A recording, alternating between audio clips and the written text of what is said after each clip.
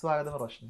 Thank you. ഒത്തിരി സന്തോഷമുണ്ട്. മാത്രം എടുത്തു പറയേണ്ട ഒരു കാര്യം എന്നുള്ളത്, നമ്മുടെ പലരും ഡാൻസ് കളിക്കാൻ ആഗ്രഹമുണ്ടെങ്കിൽ പോലും പലപ്പോഴും കുടുംബത്തിന്റെ പ്രാരാബ്ദമോ മറ്റു തിരക്കുകളിലോ പെട്ടുപോകുന്ന ഒരു കൂട്ടം സ്ത്രീകൾ നമ്മുടെ സമൂഹത്തിന്റെ ഭാഗമായിട്ടുണ്ട്. അപ്പോൾ അവരെ കണ്ടെത്തുകയും അവരെ ഒരു ഗ്രൂപ്പിൽ ചേർത്ത് പിടിക്കുകയും അവരെ പല വേദികളിലായിട്ട് എത്തിക്കുകയും ചെയ്യുക എന്നുള്ള വലിയൊരു കടമയാണ്. അതിലേക്ക് എങ്ങനെയാണ് റോഷ്നി എത്തിയത്? ശരിക്കും ന്യൂട്രിഫൈമി എന്ന് പറയുന്നത് ഒരു വെൽനസ് സ്ഥാപനമാണ്. ഞങ്ങൾ ഈ ആളുകൾക്ക് ഡയറ്റും ന്യൂട്രീഷൻ ടിപ്സും ഒക്കെ കൊടുക്കുന്നത് സെൻറ്ററായിട്ടാണ് ഇത് ആദ്യം സ്റ്റാർട്ട് ചെയ്യുന്നത്. അപ്പോൾ എനിക്ക് ഓൾറെഡി കുഞ്ഞിലെ തന്നെ ഡാൻസും പാട്ടും ഒക്കെ ഇഷ്ടമാണ്. ഓൾറെഡി ഞാൻ കുറച്ച് കമ്മ്യൂണിറ്റീസിലുണ്ട്, ലേഡീസുമായിട്ടുള്ള ഗ്യാതറിങ്സ് ഒക്കെ എനിക്കും ഇഷ്ടമാണ്. അങ്ങനെ കുറച്ച് ഓപ്പർച്യൂണിറ്റീസ് എനിക്ക് ജസ്റ്റ് ഡാൻസ് കളിക്കാനും പാട്ട് പാടാനൊക്കെ ഞാൻ സോളോ പെർഫോമൻസ് ഒക്കെ ചെയ്യാറുണ്ട്. അങ്ങനെ എനിക്കൊരു നവരാത്രി പ്രോഗ്രാം വന്നപ്പോൾ അതിലുള്ള ഒരു ലേഡി എന്നെ വിളിച്ചിട്ട് പറയുവാണ്, കുറച്ച് ലേഡീസിനെ തരാം, അവർക്കൊന്ന് ഡാൻസ് പഠിപ്പിക്കാവോ, ദാണ്ടിയ ഡാൻസ് പഠിപ്പിക്കാമോ എന്ന് ചോദിച്ചു. അപ്പോൾ ഞാൻ ഓക്കെ, എനിക്കും കളിക്കാമല്ലോ, ഒരു സ്റ്റേജ് അല്ലേ. അങ്ങനെ ഞാൻ അവരെ പഠിപ്പിക്കുന്നു. എനിക്ക് അവരെ മുന്നേ ഒരു പരിചയവും ഇല്ല, നല്ല ഏജുള്ള ലേഡീസാണ്.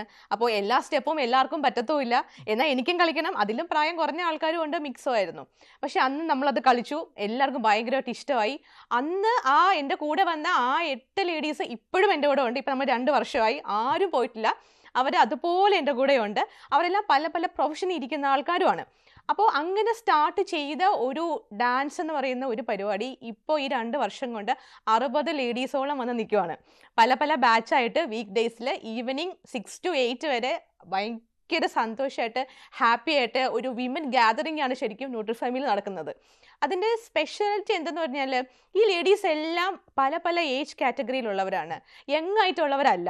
30+ അല്ലെങ്കിൽ 40+ സ്റ്റേജ് എന്ന് പറയുമ്പോൾ ചിലപ്പോൾ അസുഖങ്ങളായിട്ടുള്ള സ്റ്റേജ് ആയിരിക്കാം, ശാരീരിക ബുദ്ധിമുട്ടുകൾ, കുടുംബത്തിൽ വരുന്ന റെസ്പോൺസിബിലിറ്റീസ്. അപ്പം ഇതെല്ലാം മാറ്റിവെച്ച് ഇതിൻ്റെ ഇടയിൽ വരുന്ന ആൾക്കാർക്ക് നമ്മൾ എന്തായാലും പ്രയോറിറ്റി കൊടുക്കണം. ഉറപ്പായിട്ടും അതിൽ എടുത്തു പറഞ്ഞൊരു കാര്യം എന്നുള്ളത്, പലപ്പോഴും ഈ 30കളൊക്കെ കഴിഞ്ഞു കഴിഞ്ഞാൽ നമ്മൾ പലപ്പോഴും ശാരീരികമായ ബുദ്ധിമുട്ട് അല്ലെങ്കിൽ മറ്റെന്തെങ്കിലും ഒരു തിരക്കിലോ അല്ലെങ്കിൽ സാമ്പത്തികമായിട്ടൊക്കെ ഉള്ള ബുദ്ധിമുട്ടിലൊക്കെ ആയിരിക്കും മനുഷ്യരുണ്ടാവുക. അതിൽ എടുത്തു പറയേണ്ട സ്ത്രീകളാണ്. പ്രത്യേകിച്ച് കുടുംബത്തിൻ്റെ മറ്റെല്ലാ കാര്യങ്ങളും നോക്കുന്ന തിരക്കുകളുടെ ഇടയിലായിരിക്കും ഒരു പക്ഷേ ഇവർ ഡാൻസിനായിട്ട് സമയം കണ്ടെത്തുക. അപ്പോൾ അവരെ ഒത്തു ചേർത്ത് പിടിക്കുക എന്നുള്ള വലിയൊരു ടാസ്ക്കാണ്. പ്രത്യേകിച്ച് റോഷ്നി വലിയ തിരക്കുകളുള്ള ഒരു വ്യക്തി കൂടിയാണ്. എനിക്ക് തോന്നുന്നു മറ്റു മേഖലകളിൽ കൂടി സജീവമായിട്ട് നിൽക്കുന്ന ഒരാളാണ്. അപ്പം അവരെ എങ്ങനെയാണ് ഇതിലേക്ക് എത്തുന്നത്? കാരണം ആഴ്ചയിൽ നമുക്ക് എല്ലാ ദിവസവും ഒരു ക്ലാസ് സാധ്യമല്ല, പലപ്പോഴും കുറച്ച് ക്ലാസ്സുകൾ മാത്രമേ പറ്റുകയുള്ളൂ. പക്ഷെ എന്നാലും എല്ലാവരും കൃത്യമായിട്ട് എത്തിച്ചേരാറൊക്കെ ഉണ്ടോ? അത് പ്രത്യേകിച്ച് എടുത്ത് പറയേണ്ട കാര്യമാണ്. അങ്ങനെ പലരും വർക്കിംഗ് വിമൻ ആയിട്ടുള്ള ആൾക്കാരുണ്ട്.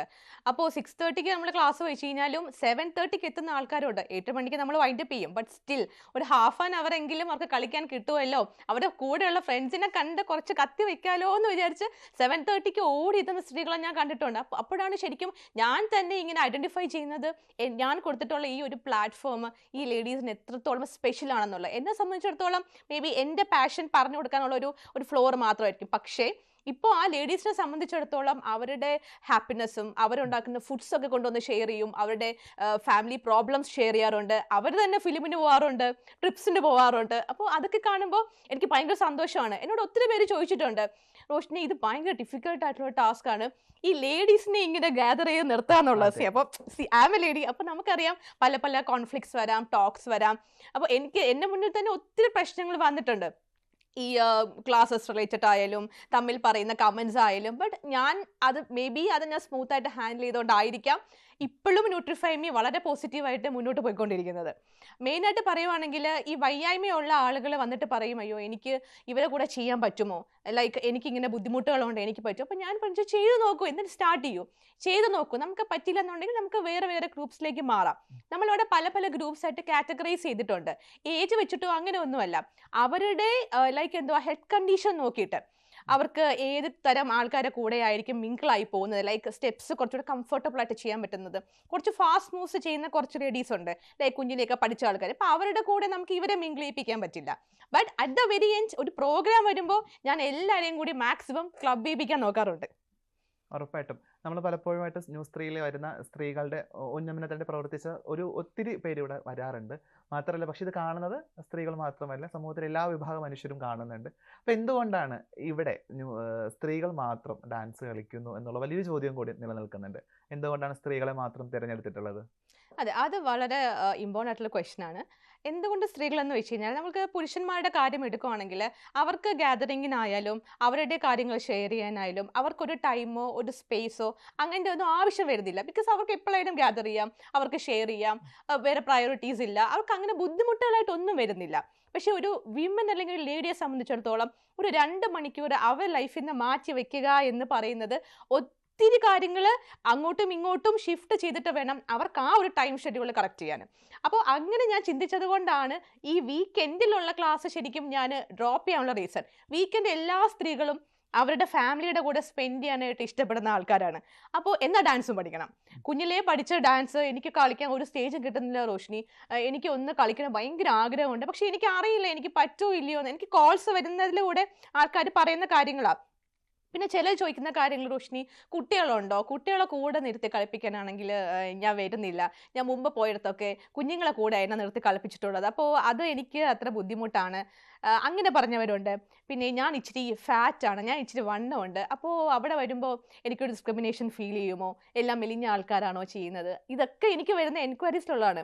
അപ്പോൾ ഈ വരുന്ന ഡിസ്കംഫേർട്ട് ഒന്നും അവർക്ക് അവിടെ വരുന്നില്ല. അപ്പോൾ സ്ത്രീകളെ സംബന്ധിച്ച് ഇങ്ങനെയുള്ള ഒത്തിരി ക്വസ്റ്റ്യൻസ് ഒരു കാര്യത്തിന് അവർ ചൂസ് ചെയ്യുമ്പോൾ അവർ ആലോചിക്കുന്നുണ്ട് എന്നുള്ളതാണ്. അതുകൊണ്ടാണ് ഞാൻ സ്ത്രീകളെ മാത്രമാക്കിയത്. അപ്പോൾ അവർക്ക് ഇങ്ങനെ ഡിസ്ക്രിമിനേറ്റീവ്സ് ഒന്നും അവിടെ ഫീൽ ചെയ്യുന്നില്ല, അവരെല്ലാവരും ഒന്നാണ് അവിടെ. അതുകൊണ്ടാണ് സ്ത്രീകൾക്ക് ഞാൻ മുൻഗണന കൊടുത്തതും.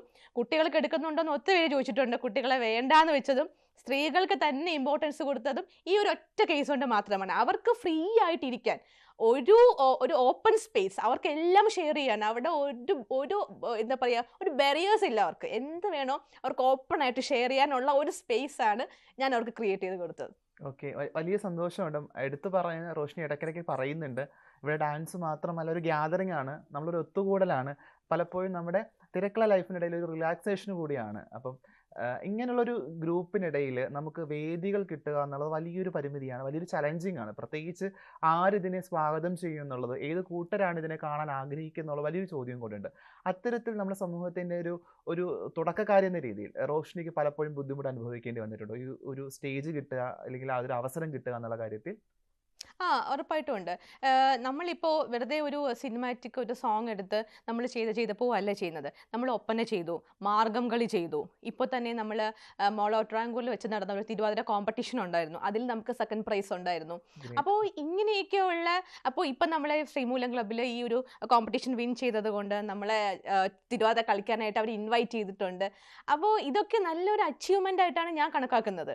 പക്ഷേ ഇതൊക്കെ പറയുമ്പോഴായാലും നമ്മൾ എനിക്ക് ഇടയ്ക്ക് വെച്ചൊരു എൻക്വയറി വന്നിട്ടുണ്ടായിരുന്നു, മാർഗം കളി ഒരു കല്യാണത്തിന്, it's a very big wedding, അപ്പോൾ അതിനെ ചെയ്യാമോ, ഒരു ജ്ഞാനായ വെഡിങ്ങിനെ വിളിച്ചിരുന്നു. അപ്പോൾ ഞാൻ പറഞ്ഞു ഒബ്വിയസ്ലി നമുക്ക് ചെയ്യാം, ഒരു പ്രശ്നമില്ല.